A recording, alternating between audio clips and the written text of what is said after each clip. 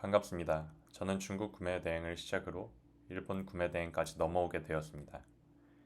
일본 구매 대행 스토어 개설 첫 달에 매출 3,500만 원을 달성하였습니다. 물론 하루에 17시간씩 컴퓨터 앞에 앉아 있었습니다. 그리고 중국 구매 대행으로 1년 동안 운영한 노하우가 쌓여 있어 가능했던 것 같습니다.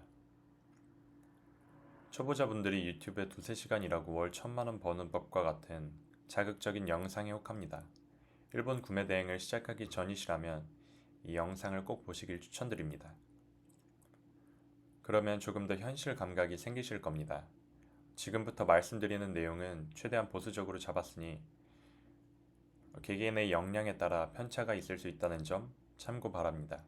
많은 사람들이 자극적인 영상들에 속아 뛰어들었다가 얼마 지나지 않고 지치는 데 이유가 뭘까요?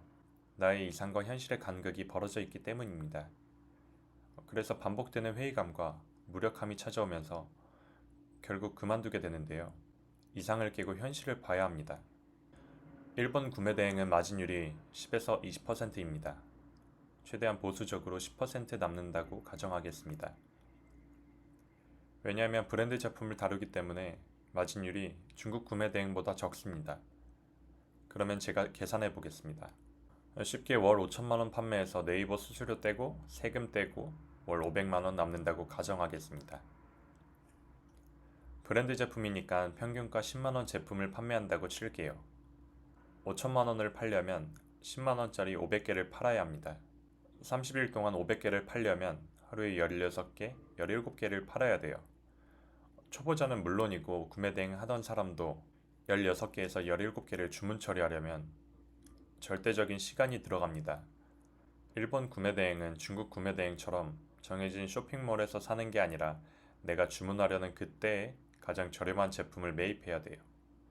그래야 마진이 극대화되는 겁니다. 저도 중국 구매 대행을 1년 했는데 그때는 티몰에서만 매입했습니다. 그때는 10건 20건이 주문 들어와도 전혀 무리가 없었습니다.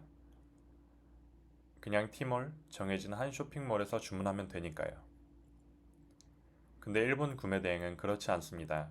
한 가지의 제품도 파는 곳이 워낙 많습니다. 대표적으로 라쿠텐, 아마존, 야후 재팬 등 저렴한 매입처 찾기 싸움입니다. 돌아와서 16개, 17개 주문 처리하려면 초보자는 오전은 물론이고 오후까지 해야 됩니다. 주문 처리만 했는데 하루가 다 갑니다. 매출을 더 올리려면 상품 등록을 계속 해야겠죠. 하루가 모자른 경우가 많습니다. 여기서 많은 분들이 선택의 기로에 놓입니다.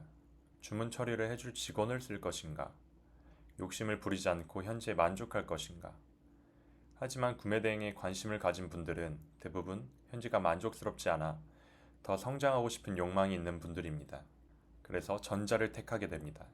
처음에는 보통 정직원을 쓰지 않고 파트타임 알바를 씁니다. 그러면 못해도 100만 원은 줘야 합니다. 벌써 제 순수익 500만 원에서 100만 원이 까졌죠. 알바를 처음 하는 사람이라면 인수인기 2주 정도 걸려요. 하지만 경험이 있는 아르바이트를 구한다고 가정하겠습니다. 이제 저는 상품 등록 담당, 알바는 주문 처리 담당으로 업무가 나뉩니다. 상품 등록을 꾸준히 해서 월 6,500만 원 매출까지 올린다고 가정하겠습니다. 그러면 제 순수익이 650만 원, 알바생 월급이 100만 원. 그러면 제 순수익은 550만 원입니다. 근데 매출이 6,500만 원이면 파트타임 알바로는 부족합니다. 이때 직원을 채용하게 됩니다. 그러면 기본적으로 200만 원의 고정비가 발생하게 됩니다. 순수익 650만 원에서 직원 월급 200만 원 까지면 450만 원이 제 순수익입니다. 일본 구매 대행으로 6,500만 원 이상 끌어올린다는 건 쉽지만은 않습니다. 왜냐하면 일본 구매 대행 특성상 품절 이슈가 많기 때문에 재고를 쌓지 않으면 일정 금액에서 성장이 정체됩니다. 그러면 또 재고를 쌓을 것이냐, 구매 대행으로만 할 것이냐, 기로에 서게 돼요. 결국 끝으로 가면 재고를 쌓아야 하는 순간이 분명히 옵니다. 그때 상품을 보는 눈에 따라 더 성장하느냐, 아니면 정체되느냐로 나뉘게 됩니다. 위의 모든 예는 정말 보수적으로 다뤄봤습니다. 주문 처리 속도에 따라 커버할 수 있는 범위가 증가할 수 있습니다. 지금까지의 내용이 어디서도 다루지 않은 일본 구매 대행의 현실과 이면입니다. 어떤가요? 아직도 유튜브에 나오는 수많은 영상들처럼 초보자가 두세 시간 일하고 1,000만 원이 가능해 보이시나요? 일본 구매 대행을 하면 돈은 벌 수 있다는 건 확신합니다. 하지만 이러한 점을 염두에 두고 시작하는 것과 그렇지 않은 건 정말 큰 차이입니다. 그러니 해당 내용을 통해 잘 생각해 보시길 바랍니다. 다음번에는 더 좋은 영상으로 찾아뵙겠습니다.